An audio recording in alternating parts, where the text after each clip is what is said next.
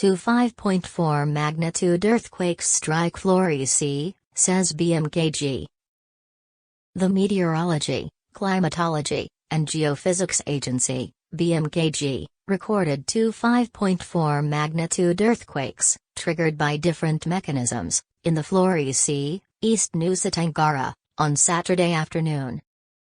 The epicenter of the first earthquake was located at 7.65 degrees south latitude and 122.43 degrees east longitude, 11 kilometers under the Flores Sea, BMKG's coordinator for earthquake and tsunami mitigation, Dariano, informed here on Saturday.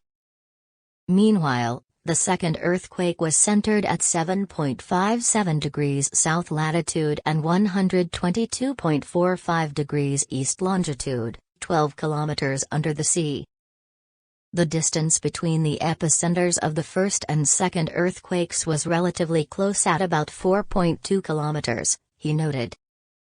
The two earthquakes were categorized as shallow, he said, adding, they did not trigger tsunamis. Interestingly, these two earthquakes have different source mechanisms. The first earthquake had a strike-slip mechanism, but the second one has a thrust-fault mechanism, Dariano informed. Furthermore, since the two earthquakes occurred due to different mechanisms and were almost 1.5 hours apart, he said he suspected that the second earthquake happened because of the static triggering effect of the first earthquake. However, looking at the epicenter, these two earthquakes are not located in the path of the Flores back arc thrusting earthquake source, but rather to the north from the widely known source, he added.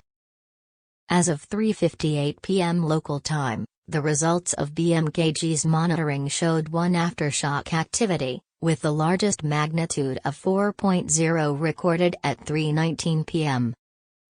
On December 14, 2021, an earthquake with a magnitude of 7.4 had been recorded in the Flores Sea.